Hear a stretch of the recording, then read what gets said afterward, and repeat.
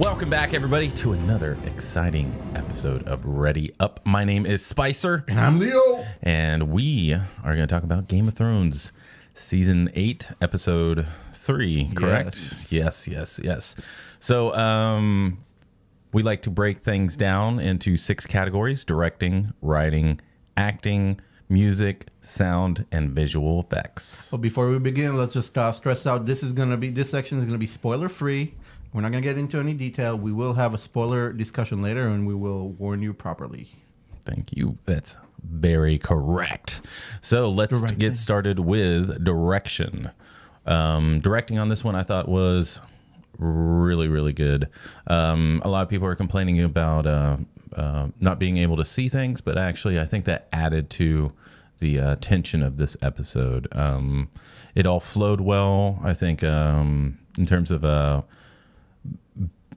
battle choreography and tempo was the best I have seen to date. What about you? I would mostly agree. I think the directing overall did a good job. I'm actually on the other side of the lighting. It really kind of bothered me most of the show, most of the episode rather. I think there could have been a few things they could have done differently in terms of the lighting specifically. We'll get to that in the spoiler section. But other than that, I think, like you said, the battle, all the combat, all the action was very, very well done. I don't know if I'll put it on the best. I think the Battle of the Bastards still feels a little bit stronger to me in terms of battle scenes, in terms of less jumbled, less jumping around. Okay. I would say it's either on par or close to it. So definitely. Yeah. I would say in the Battle of the Bastards, there's 2 things to focus on, each bastard. Yeah. And on this, there's a whole lot of things. And I think it could have gotten way more jumbled than it was. I think, Yeah, but I do agree it was, in some spots. Writing. What do you think about the writing in this episode? Terrible. I think that a lot of the problems that I've had with the show from the early days, and especially that came out in the last few seasons, and especially now, a lot of things don't really make sense, but get to a point that ends up being really cool and really satisfying. The lead up doesn't feel earned, but the moments themselves are written, like the snapshots, the little trailer moments are great. A lot of stuff doesn't make sense and they expect us to suspend our disbelief as per Game of Thrones show, and that's fine as long as we get behind that. It's really enjoyable, but I do think the writing is one of the weaker aspects of this. Okay, so this is one of my favorite episodes. Like me, I'm a very visual person, right? But you still got to put those visuals together, and I consider that writing.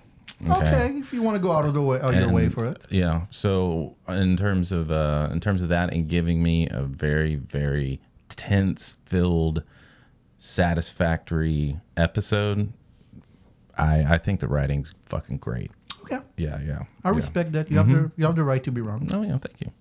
On acting, I thought it was really good. I thought everybody was totally in it. I didn't think anybody dialed in anything on this episode, and especially with all the I don't even want to give any detail. Don't even want to give any details. All right. So, what do you think about the acting? About the acting? I think it was good. It wasn't the best acting I've seen from the show, but it's definitely far from the worst. Everybody did a great job. Acting wise, I was in it. They did their best with what the writers of the plot gave them to work with. Yep. Yeah, absolutely. Sound. Sound was adequate. It was good. It did the job. Again, nothing stands out in a bad way. Nothing stood out in a mind-blowing way, which is really the goal with sound. You just want it to feel like whatever you're looking at is there. And when you look at, and we'll get into the spoil section, but it worked hand in hand with the visuals very well. I think they did a great job. So yes, good. Yeah, the sound. There was a new sound in there for me, and I think they did a really, really good job for that. Music, dude. This was I think one of the best parts of this episode was the music. The way they handled each situation, like it was just so fucking appropriate, and I think it took it to the next level on this one. Usually, it's more of like a background accompaniment, but this one was that and so much more, and really like on these parts, dude. It was just so good, so good. What do you think about the music? Yeah, I would definitely agree with that. This show was very overall. I give it high praise for music every single time, and this episode is no different. And I might even agree with you that they even surpassed themselves on that. Just those certain moments that need that extra music to help you feel what they want you to feel. It was right on cue, so just perfection music-wise, for sure. Yeah. I can't wait to get to the fucking spoilers. All right, so sound music, visual effects. Visual effects. Okay, so I split that into two. Okay, let me make it simpler for you. Everything except the lighting was perfect. In terms of the lighting, I think it was some directing decisions rather than that visually. But the set design, the costumes, all the compositing, most of the compositing, the CG is some of the best I've seen ever, probably. The CGI creatures. Lighting. I think there are some decisions that they made there. They were going for one thing but didn't quite hit, and we'll talk about it more in the spoiler. But other than that, pretty much on par with the music, where they go hand in hand and they create a perfect experience. Yeah. Or close to it. Yeah, visual effects, this is their best episode to date. No details or anything like that, but this was, in terms of shows, this is about as good as it gets. Yes. Yeah. I mean, this is like any top box office for a TV show. It's true. Yeah, for sure. So overall rating of the show, what do you think for this episode? Yeah, like how let's ready up or ready down on this one? This one's a close one because the things that are good are so good, and the things that bother me really bother me. It's a really close one. I would say overall, thumbs up. And we'll go in detail about the things that bothered me, and I feel that they detract from the potential. But overall, probably one of the best episodes, with certain things that really take me out of it. But, Okay. What do you think? Yeah. Ready up all the way, dude. Ready up all the way on this episode. This was I'm going to spoil like a few seasons ago. So if you haven't seen it, go fuck off. All right. This was about as satisfactory as King Joffrey dying for me. Okay. Yeah. Just like, I could just like brain just like fucking up and all that stuff. So yeah. So ready up all the way. Yeah. Okay. So we're going to go into our spoiler discussion. Definitely stick around for it. If you've seen the episode. If you haven't seen the episode, you need to get the fuck out of here. And you need to go watch that episode. Do it now. And come back. All right? So we'll see you in a bit. The dead are already here. This was so fucking good, dude. This was so fucking good all the way. Let's address the darkness first, okay? Okay. Yeah, okay. You don't like the darkness. I loved the darkness. I loved everything I could not see, because that still leaves a lot to my imagination where I can make things even scarier, right? When the Dothraki get their Aurochs. The what? Aurochs. That's the name of their curved sword. Oh, okay. Aurochs. So the Aurochs, whenever they get lit on fire, and they just rush in there, and you've got got Shadow. Is that right? The dog. What's a dog? That's Ghost. Ghost. You got Ghost. It's a dire wolf, not a dog. And he's like snarling, and I'm like, yeah. And then they go in there, and then just the flames just start dying out. And I was just like, oh, it's so fucking cool. Definitely man. a powerful scene. Yes. But sadly for me, the impact, because I agree with everything you said, as far as that scene by itself, without any context, amazing, 10 out of 10. In the context of what they're dealing with, like, it just doesn't make sense writing-wise for them to do that. And there's a lot of things that just didn't make sense that I felt like if they did it differently, they could have still had a strong emotional impact. And this is a part of a bigger problem where, and I know I don't want to be stickler for realism, but I think that you can take realism and affect it in a way and bring it in a way that is also creates that same suspense and emotional impact. And that scene in particular, for example, it ties back to, like I said, like they have people who are weathered and with tactics on how to fight the undead. They've done it before. We have tactical masterminds over there. You know, between Jon and Tyrion, like they know what they're talking. They know what they're doing. They're not stupid. They shouldn't be stupid, but they kind of are in the show. So we'll talk about the other part of it, but specifically, I don't think they alluded to it back when Mance Rayder was still alive, the King Beyond the Wall, when they were talking about starting fires and all that stuff. So first, what I would have done, I'm not saying I'm better than them or on their level at all, but for this particular scene, what I would have done that would have made sense is actually set up a bunch of fires all the way into the distance, as far out as it can go. That way, at least they could see the undead coming, in theory. But what would really happen, that would have been creepy as fuck, is if you start seeing the fires in the distance being put out one after the other and getting the darkness creeping closer.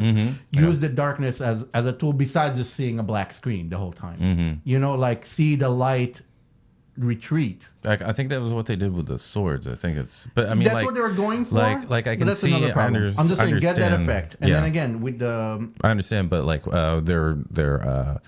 yeah. I mean, budget is a real thing. All right, this is not a real thing, and this is the best way that they could have done it with the budget that they had. Like, you can't show everything. You can't do all these things with the budget that they have. I mean, they got dragons, budget, though.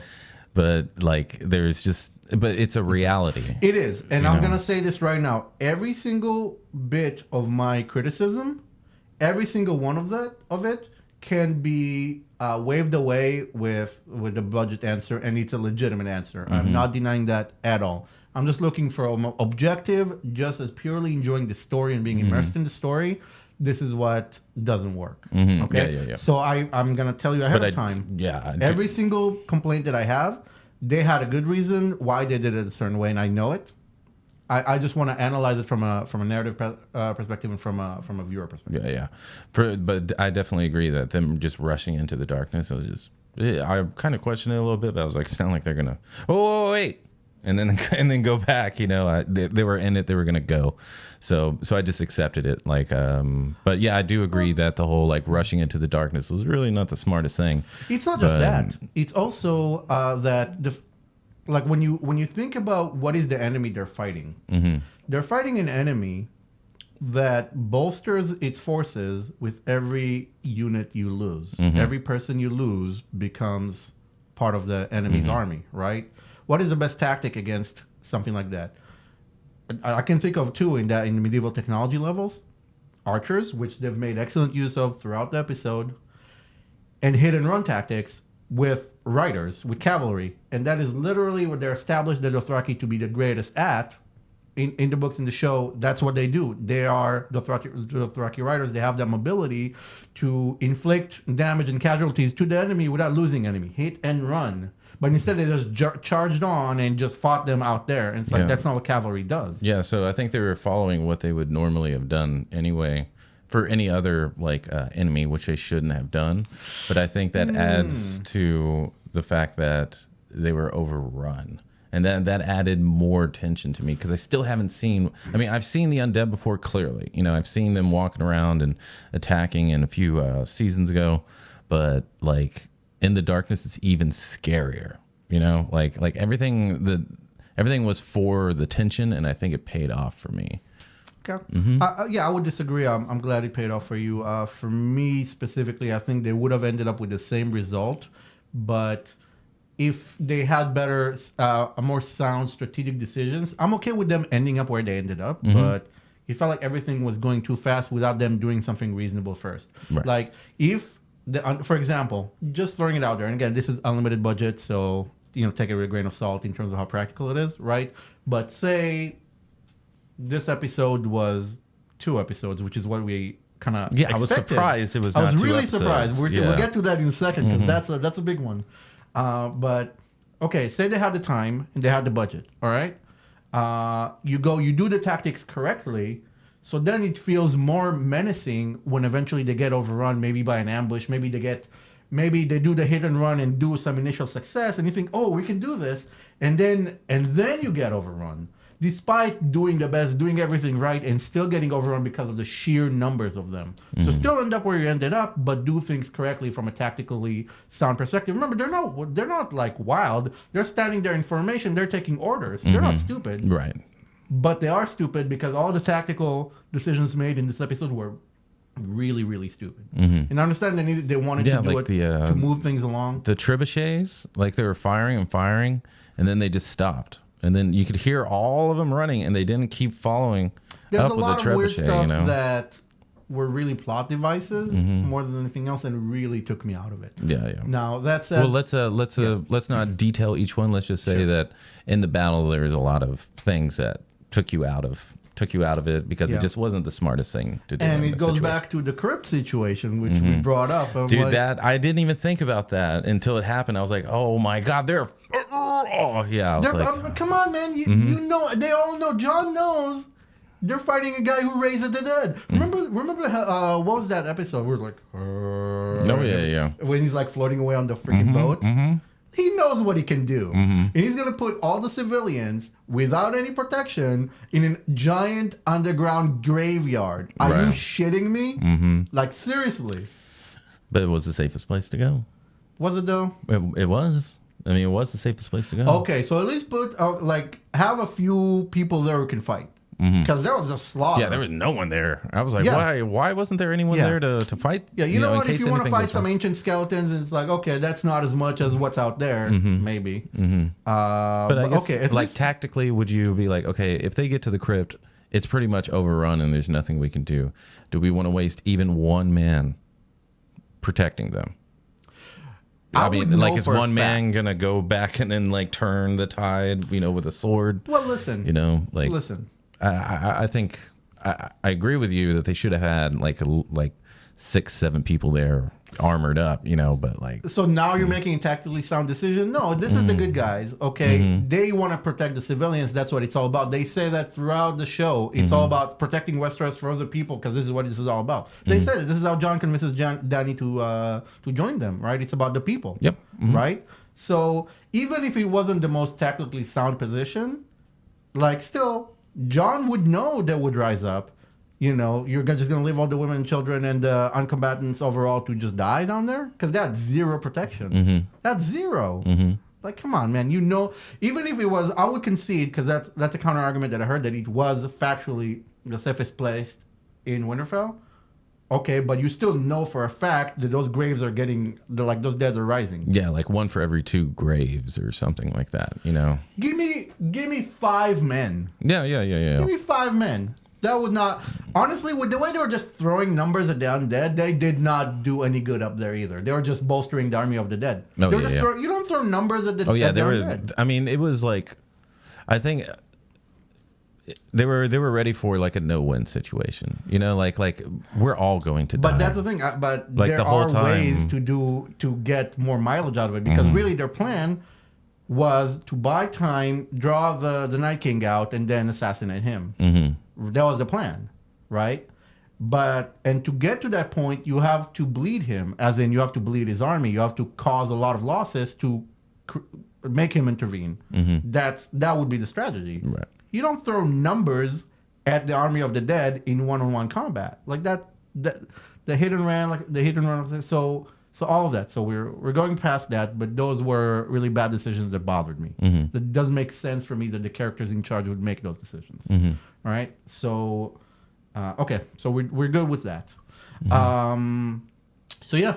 What overall do you think worked for you in this episode? On this one, I would say.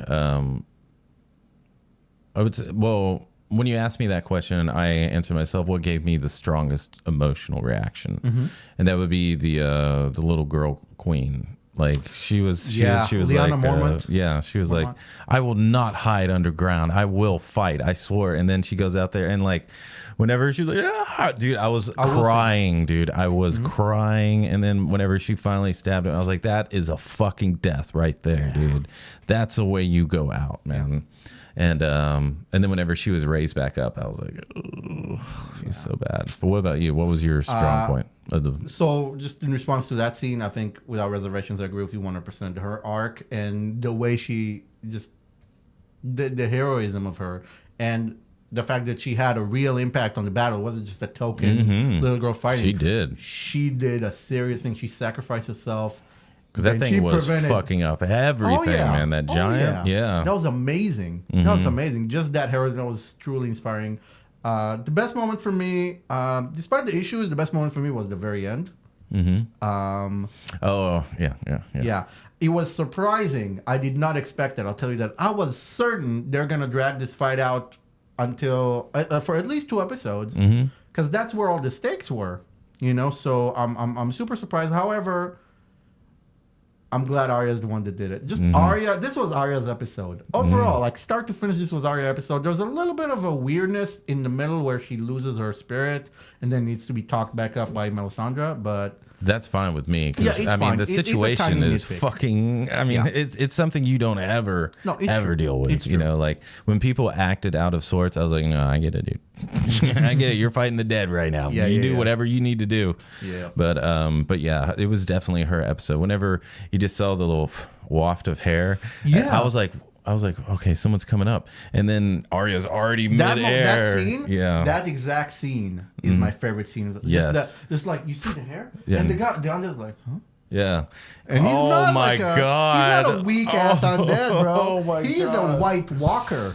Oh my god, that was so badass. So that's what I'm saying. This episode is filled to the brim with individual scenes that are amazing. They're some of the best scenes that I've seen ever in anything. Like just individually without context. You just the only problem I have is the way they glued then they stitched everything together. Right? But those moments were so satisfying. It was an 1.5 hour episode, but it still didn't feel long enough for me. You know what I mean? Yes. So, yeah. But like there was plenty of parts where I was like, what are they going to do? What are you going to do? Like whenever she was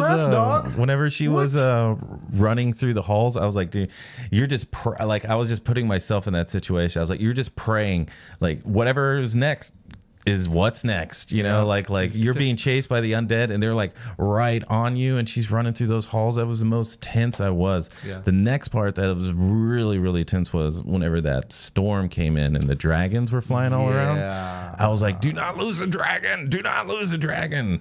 And that was like that whenever like you couldn't see anything. I was so glad I couldn't see. I don't want to see everything, you know, like that is way more tense filled than just seeing absolutely like I think sometimes you're discombobulated in that type of situation. That's how they felt. And then they brought that over on screen, but a lot of people were complaining a bit. And I was like, I that part didn't bother me as much, except that they kind of the good guys kind of played their hand a little bit too early because they wanted to save their troops with the dragons, but they didn't really do that much. Like it didn't make any difference, but they just played their hand too early, you know. And they knew that the bad guys have the control over the weather and stuff. Right. Like Jon knew this. Everybody who came from the Wall knew this, that they have those kind of powers. So again, it goes back to the kind of bad planning that shouldn't be because it's all stuff that characters should already know. But whatever. That scene, the aerial dogfighting scene was intense. Yes. I absolutely loved it. It was intense. Like you can tell that they have no idea what they're doing, and it makes sense. On this, it makes sense because when do you ever fight do aerial dogfights with dragons? Yeah, against an undead dragon that's being owned and ridden by a Night King. Yeah, I mean, like, and he outsmarted, and he you know he's ancient, and he's just played out all the scenarios. He knows what he's doing. He was terrifying. He was terrifying during the dragon stuff. That dragon. That fight was just, I got nothing bad to say about that aerial dogfight between the 3 dragons. Oh, man. Yeah, that was great. That was great. That was great. Yeah, the whole, I think we both called it, I know you called it, the Red Queen came back, or the Red Witch, right? Red Witch came back? Yes. Or the Lady, the Queen in Red. The Red Lady, I believe she's usually referred to, Melisandre. Okay, Melisandre, yeah. Whenever she came back, I was like, thank you. Woo! Thank you for being here. I was expecting her to do more damage, but it makes sense that they're like she did enough. Yeah, Like, she did. She did really well. And I thought the her only death. thing that really had an effect was her words to Arya. There was a callback to season 4 or 3, maybe, where she told her, and they kind of grabbed that line where and that kind of bolstered Arya to go and do the thing. So that was neat. I don't know I don't believe that they planned that from the start, but it's nice that they did this callback. They did several callbacks. Yeah, they did. But yeah, what do you say to death? Yeah, not today, motherfucker.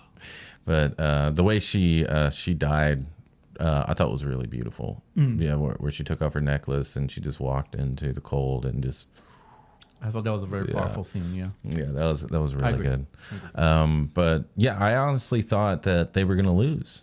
Like they really, really had me where the Night King's like literally standing over Bran, and I'm like, what? They had me too. And then me too. And oh man, I thought they were gonna do maybe kidnap him or something, and then the next episode is like a desperate kind of last attempt, and then the summer succeed. That's what was happening. That's like what a SWAT, I expected. like a Navy SEAL episode. You know, I was not expecting them to resolve this. Like done. Arya fucking kills the Night King. Yo, spoilers. Great, Holy and shit. she did the same thing that she did to. Such a great scene. She did the same thing that she did to Sir. The new knight, what's her name? Huh? Lady Sir Brienne. Oh. Whenever they were sparring in the was that a callback to that? Yeah, Nice. and then did that, and that was the same thing.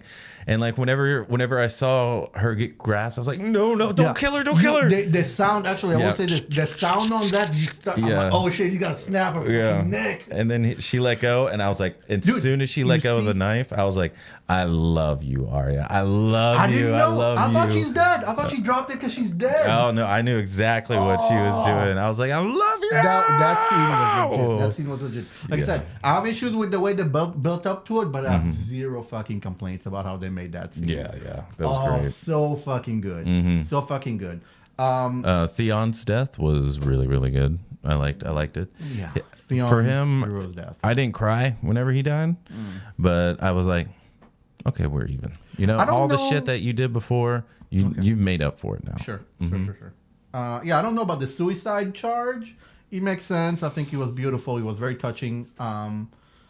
It's fine. And it's not bad. He knew he was going to die. Yeah. He knew he was gonna die. I thought maybe they'll do it where the guy walks up to him and then slashes him down instead of like charging. Like it seems like that charge he himself really lost faith, and I was hoping maybe there was still a glimmer of fight in him, and then he gets taken down. That's what it felt like to me. It's not even a nitpick, right? It's just kind of observation. Yeah. But it was a very, very powerful scene for sure. Okay, cool. Yeah. Let's see.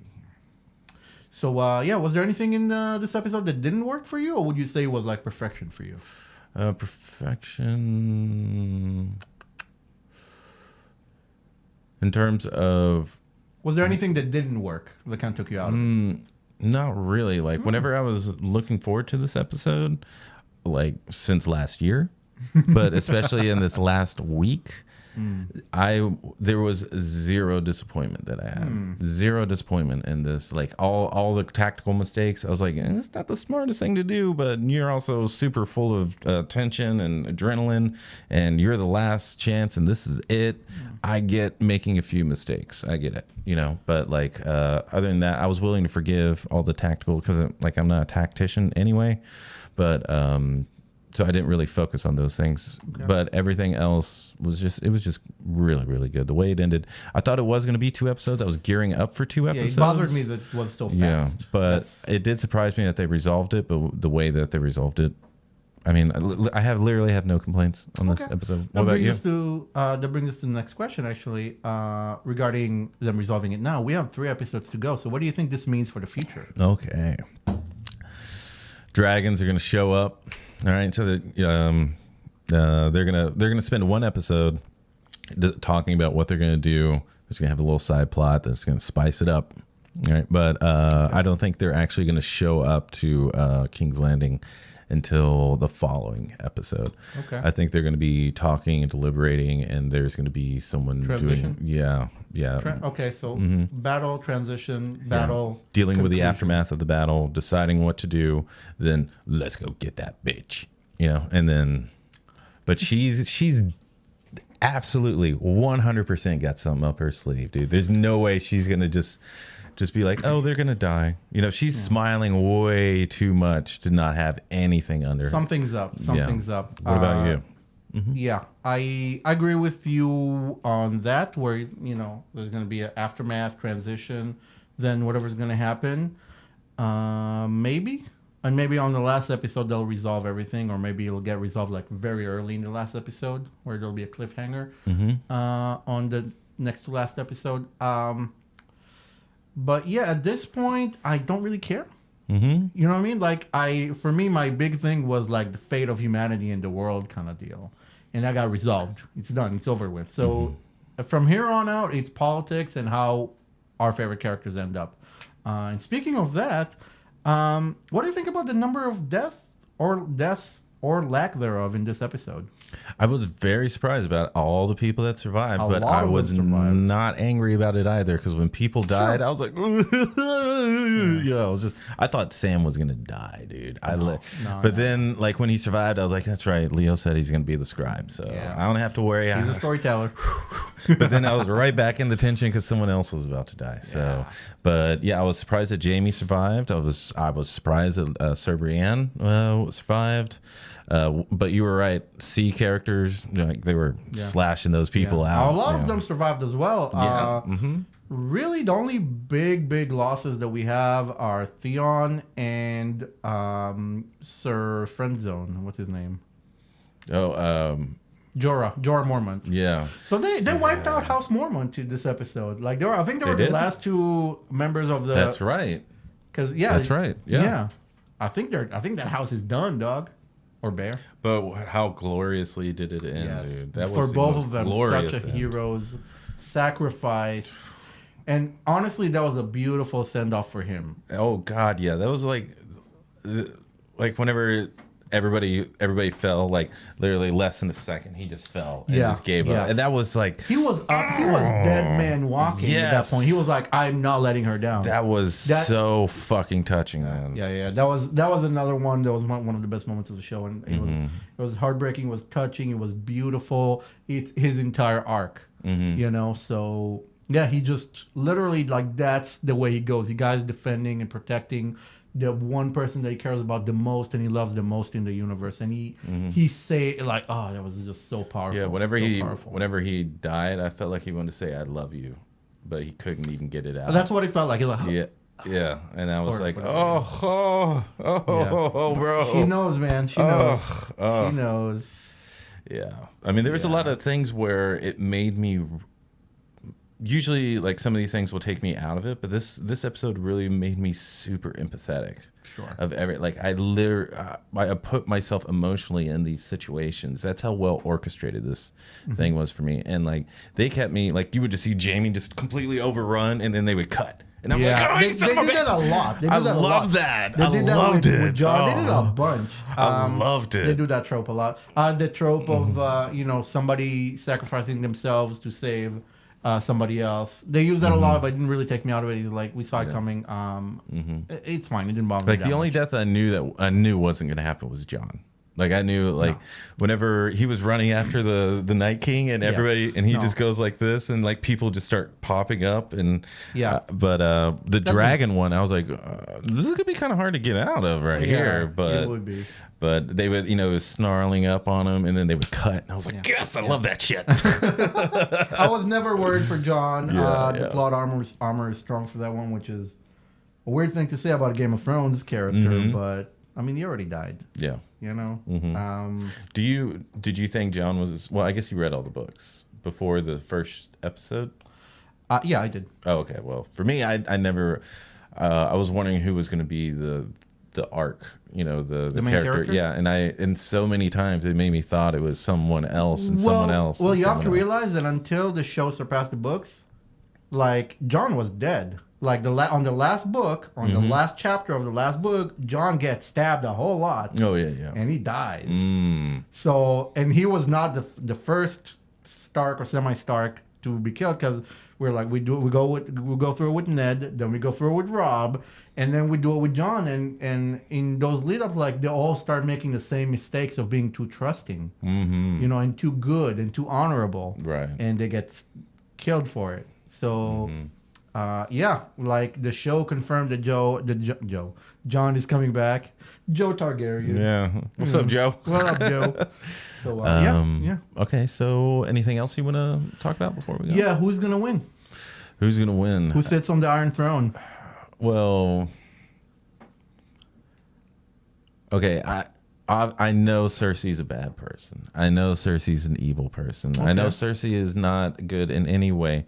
But man, I want to see how that ends up. Man, this is your... okay. It's just way more interesting because You want her to win? Like, I just want her to win just for entertainment value, not because I want evil people to win, You do want evil people to win, though. Only in TV shows and movies, and that's the only place. Right.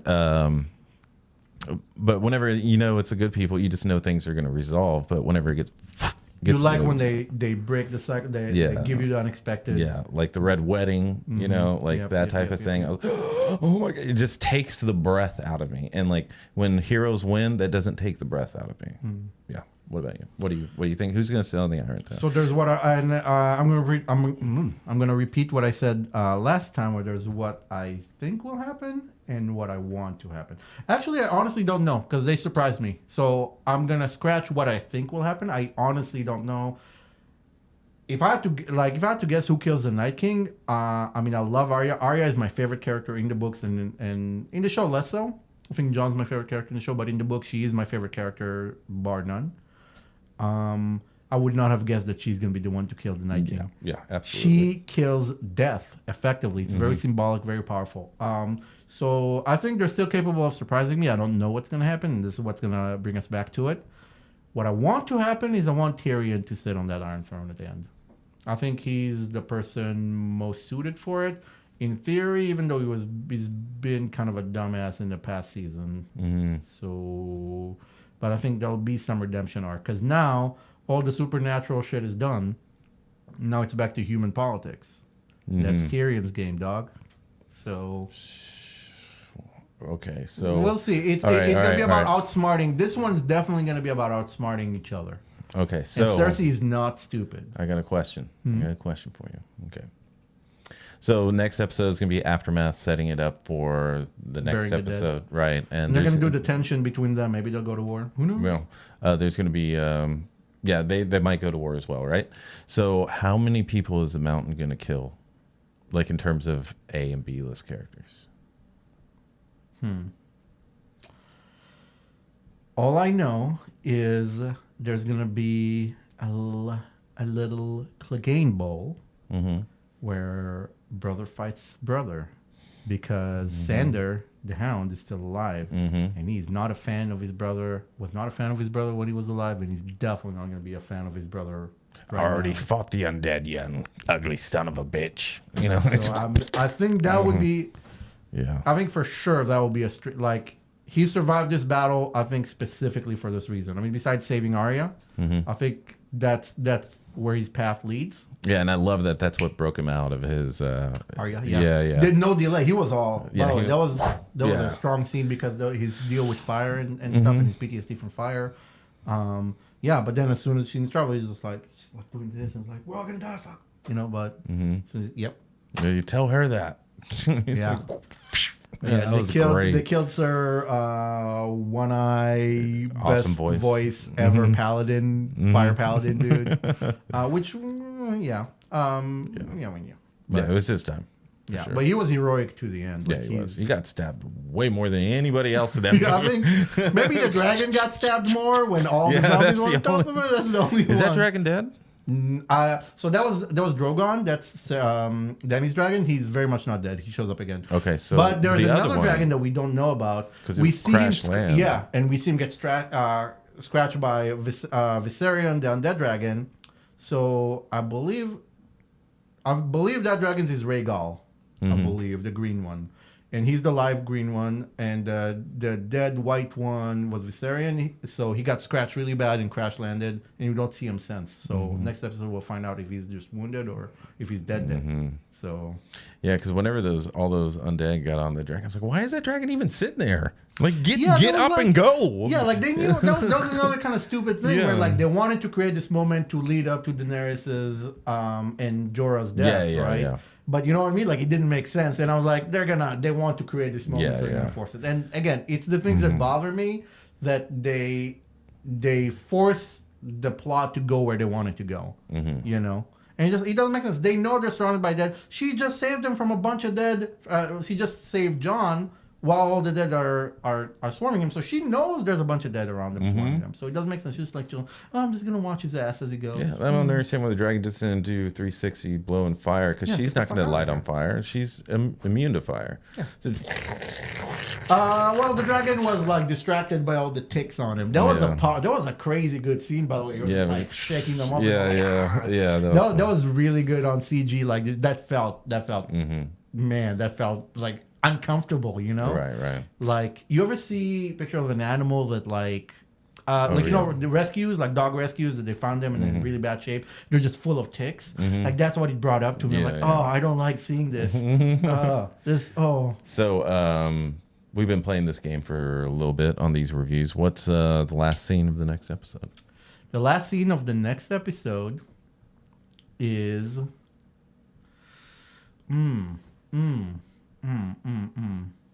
the last scene of the next episode is going to be Jon and Daenerys looking into each other going, let's do it. Okay.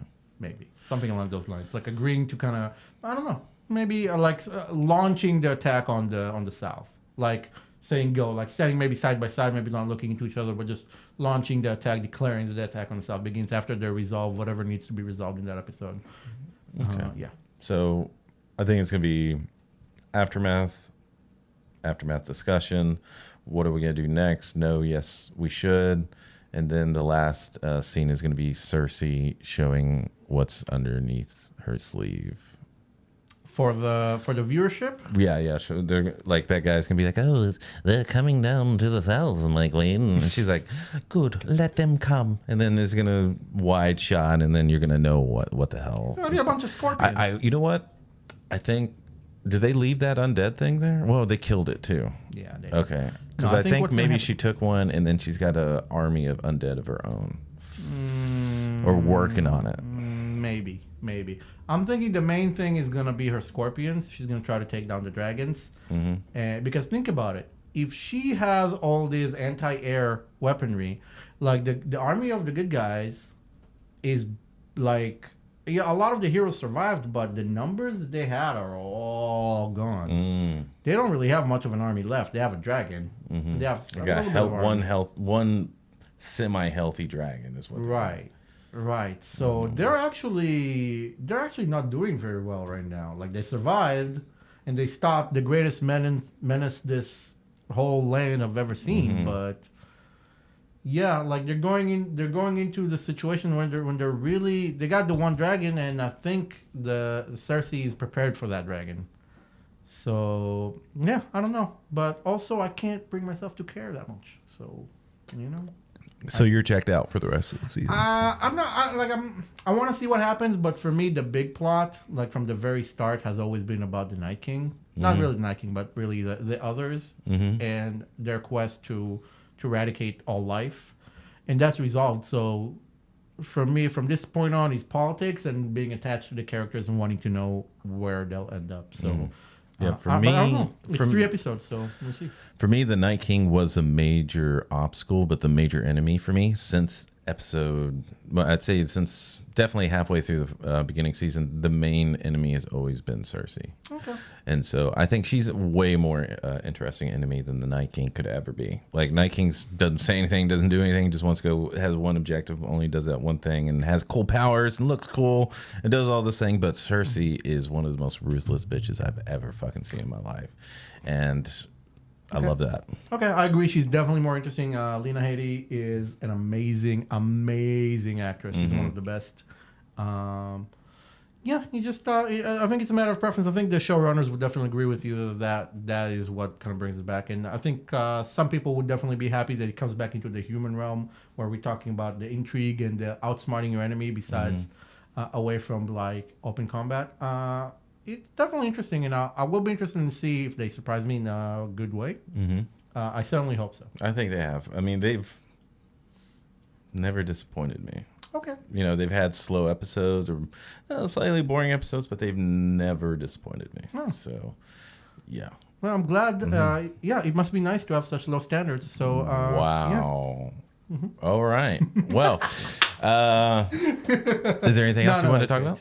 I'm sorry? Is there anything else you want to talk about before we wrap it up? Yeah, I think we're good. Arya's moment was badass. There's a lot of really badass moments in this episode and in the show overall, and that's what I've come to expect, and I really enjoyed it. Like, I know I'm coming off as bitter and hateful, but I'm really not. I'm really enjoying it. I'm able to put this stuff away, but also for my sake, I like to analyze it, to kind of look at it from a narrative viewpoint. But overall, I think it's very enjoyable. Yeah, I just love this episode. I don't have anything to say bad about it. But this has been another episode of Ready Up, Game of Thrones. I hope you have enjoyed it. If you have, definitely share it. Definitely give us a like. Give us a little subscribe over there. We greatly appreciate all of our new subscribers. And we're definitely be coming with some more reviews very soon. We've got a slate of movies that we're going to go see. I think Pikachu's the next one that we're going to go see. I believe so. I believe that's the next one next in line. Detective Pikachu with Ryan Reynolds. Yeah, yes. That's the one reason that I'm going to see 100%. That movie. Same here. Yeah. All right. I'm lying. I love Pokemon. We're actually gonna review probably Endgame again next week to kind of for the second watch. Yeah, that's true. Yeah, and then Game of Thrones, and then probably that Pokemon thing. All right. So thank you again for watching, and we'll see you next time. Ow!